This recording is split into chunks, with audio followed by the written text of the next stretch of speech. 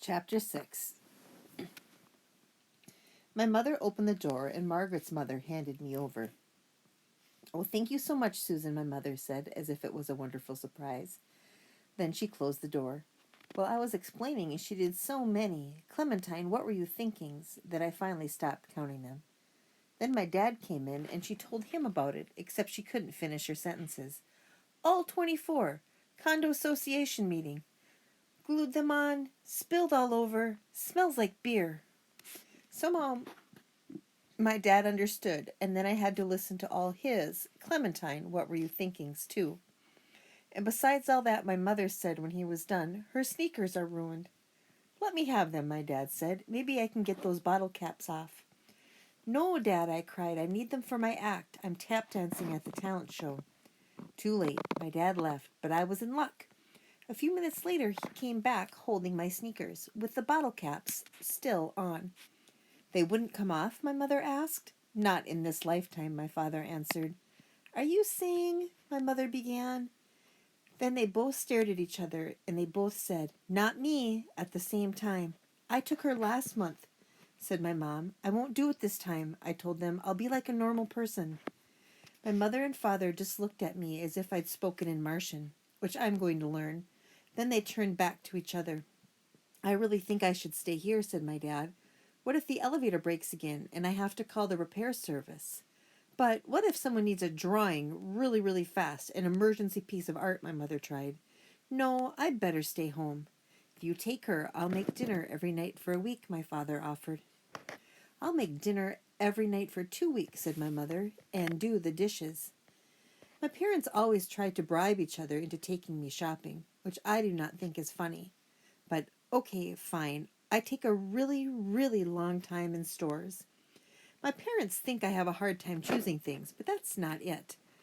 I can choose things just fine. The problem is, whenever you have to choose something, that means you have to not choose about 100 other things, which is not so easy. Like in the candy store, if you choose peanut butter cups, you have to not choose red licorice and M&Ms and Starbursts and bubblegum and Tootsie Rolls and gummy worms and pixie sticks. And no matter what you pick, as soon as you take the first bite, you suddenly know you wanted one of the other ones. Still, this time, I could try. Today, I promised my parents, I'll be really quick. My parents just made faces that said, "We've heard that joke before." Then my mom sent me to my room to change into dry overalls. When I got back, they were still at it. "I will make dinner and do the dishes for 3 weeks," said my father. "A month," said my mother. I flopped down on the couch to wait. When they got going like this, it could take a while. Finally, my father took all the money out of his wallet and held it out to my mother. "If you take her, you could buy a pair of shoes too. My treat." My mother said, "Well," and I could see she was thinking about it. And then my father said, "Plus, I'll take you out to dinner so you can wear them." My mother reached toward the money, then stopped. "We're not talking pizza or hamburgers, right?" "Absolutely not," promised my dad. "We're talking a tablecloth and candles kind of place." "It might even be the Ritz," my mother warned him.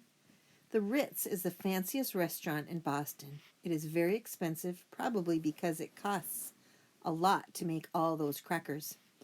"A deal," my dad said. My parents smiled at each other, and then they kissed. And here is a secret thing that I never tell Margaret or Mitchell. I like it when my parents kiss, even in public. On the way to the shoe store, whenever we slowed down a little bit, people on the sidewalk would sniff at me and wrinkle their noses. "It's not what you think," my mother said every time. Then she made me walk even faster, which is not easy when you have 24 bottle caps on the soles of your shoes. When we got into the store, right away I saw a great pair of bright green sneakers in the front window. I ran in and climbed up to get them. My mother grabbed me by my overalls and pulled me back. "That's the display window, Clementine. We need to find a salesman." And you will not believe how lucky I was, because right then I found one. He came running up behind me. "May I show you something?" he asked with a nervous look on his face. I pointed to the bright green sneakers, and my mother said, "Size 3.5." "Wonderful," said the salesman. "That's the lime from our new popsicle line. It also comes in—" "No," My mother tried to stop him. That's fine. Please don't tell us the other. Too late. Lemon, orange, coconut, grape, blueberry, mango, and pink grapefruit. Very popular. My mother threw her hands up and then sank into a chair. Bring them all, she said, and bring them in size 4, too. We're going to be here a long time. The salesman went away. He came back with a big stack of boxes. He opened them up and laid out all the pairs in front of me in a big sneaker rainbow. Then he sniffed. He looked at my mother as if he couldn't believe what his nose just told him. It's not what you think. My mother slumped down in her chair and sighed. Oh, heck, she said.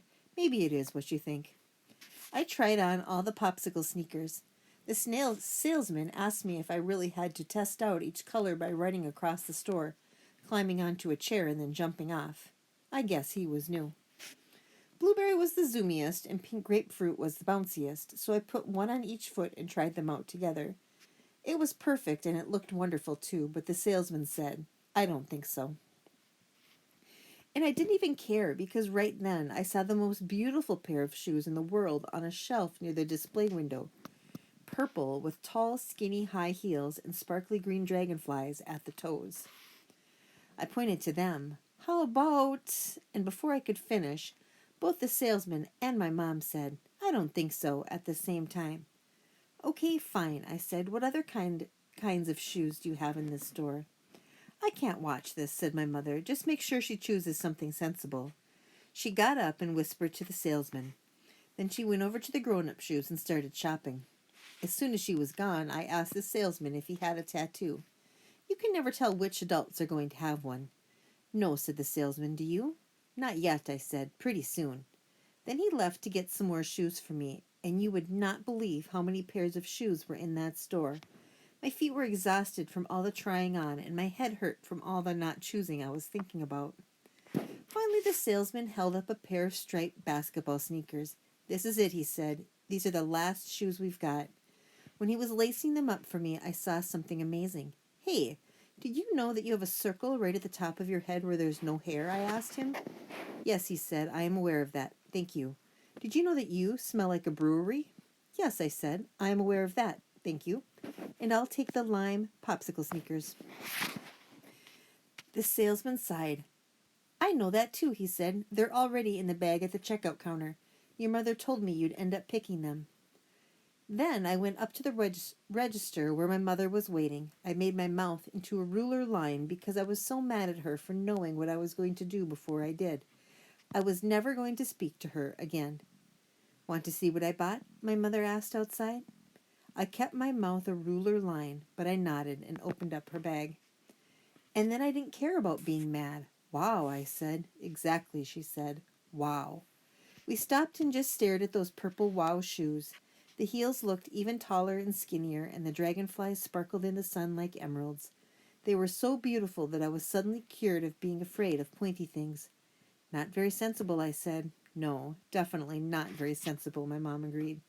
In fact, they're probably the least sensible shoes in the store. One of the benefits of being a grown-up. Can I try them on? Sure, she said. Then she leaned over and gave me a huge smiling hug, even though I smelled like a brewery. After you've had a bath.